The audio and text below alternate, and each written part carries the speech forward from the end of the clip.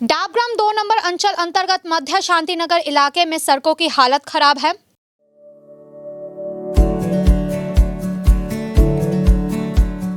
Pampered, not just a hospital, but a mother. New life fertility centre আধুনিক চিকিৎসা ও বিশেষজ্ঞদের সহায়তায় আপনার স্বপ্ন পূরণ করতে প্রস্তুত।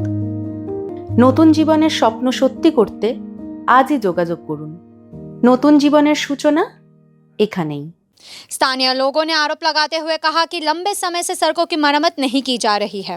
बताया जा रहा है कि इलाके की कई सड़कों पर बड़े बड़े गड्ढे बन गए हैं। कहीं कहीं जल निकासी के नालों की हालत भी खस्ता है। बारिश के दौरान पानी जमा होने पर समस्या और भी गंभीर हो जाती है।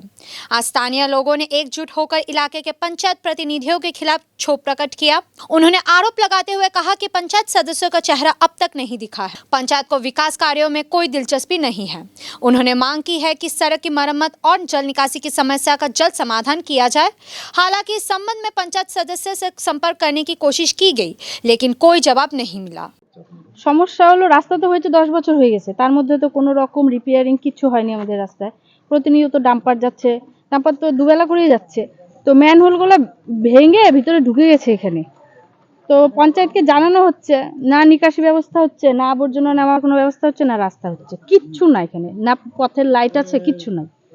মানে এখানে ছিটমহলের মতন বসবাস হচ্ছে, আর কিছু আমরা পাই না সুবিধা। হ্যাঁ, দুর্ঘটনা তো এই যে সেদিনকার ঢুকে গেল, তারপরে আমাদের এখান থেকে বালি ঠালি দিয়ে যাই হোক করা হলো এখানে। তো পাশ দিয়ে যাচ্ছে গাড়ি নিয়ে পড়ে গেল একজন, বাচ্চারা যাচ্ছে রাস্তা দিয়ে পড়ে যাচ্ছে, সাইকেল নিয়ে পড়ে যাচ্ছে।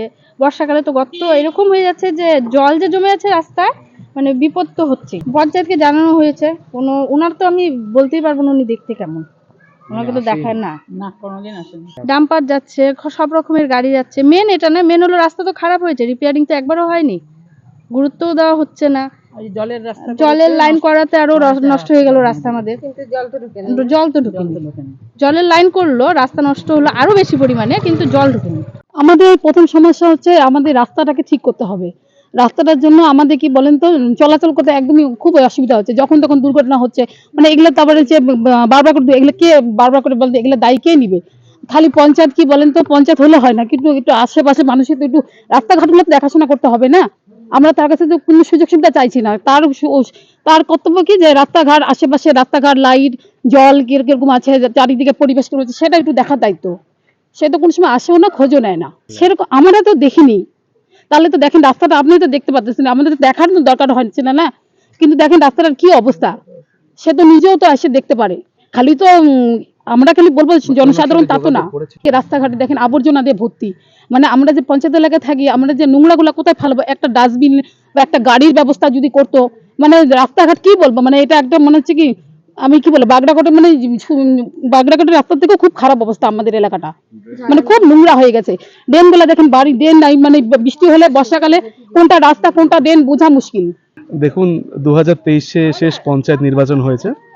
তো সেই নির্বাচনে জয়ী হয়ে বর্তমানে যে পঞ্চায়েত মেম্বার রয়েছেন মধ্য শান্তিনগর এলাকা, তাকে জয়ী হয়ে আসার পর থেকে তাকে রাস্তাঘাটে বা এলাকাতে লোকজন দেখেনি কোনোদিনও আজ পর্যন্ত।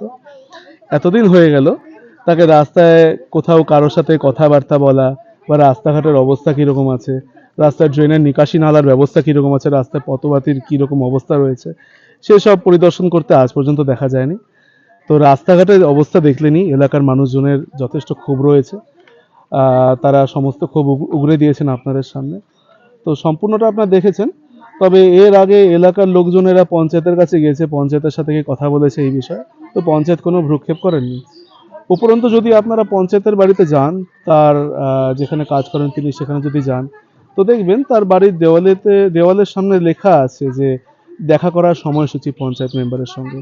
তো আপনাদের মনে হতে পারে ইনি হয়তো পঞ্চায়েত মেম্বার নন, ইনি পঞ্চায়েত মন্ত্রী, তার সাথে দেখা করার জন্য শিডিউল মেনটেন করতে হয়।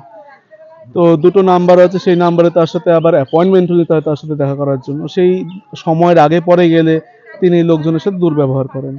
তো রাস্তাঘাটের এই অবস্থায় যে জঙ্গলগুলো জমে আছে রাস্তাঘাটে, তিনি পরিষ্কার করার কোনো রকম, প্রধানের সাথেও কোনো রকম কন্ট্যাক্ট নেই। আমাদের এখান থেকে লোকজন গিয়েছে অলরেডি, প্রধানের সাথেও কথা বলেছে। প্রধান তো অকর্মণ্য প্রধান হয়ে বসে আছেন, পঞ্চায়েতও অকর্মণ্য পঞ্চায়েত হয়ে আছেন, ছোট জগন্নাথ হয়ে বসে আছেন। কোনো কাজকর্মের তার কোনো ইচ্ছাও নেই, বা কোনো কাজকর্মে তার কোনো রকম কিছু দেখাও যায় না, তিনি রাস্তায় বেরোচ্ছেন বা কোনো কাজকর্ম দেখছেন, কোনো রকম প্রতিক্রিয়া নেই। এর আগে অনেকবার বলা হয়েছে, কোনো প্রতিক্রিয়া পাওয়া যায়নি। তো শেষ পর্যন্ত মানুষের ক্ষোভ উগরানোর একটা জায়গা দরকার ছিল, কারণ তা জমতে জমতে একটা বড় আকার নিয়েছে। তো শেষ পর্যন্ত আজকে মানুষজন সবাই একত্রিত হয়েছেন, তো নিজেদের ক্ষোভ উগরে দিয়েছেন।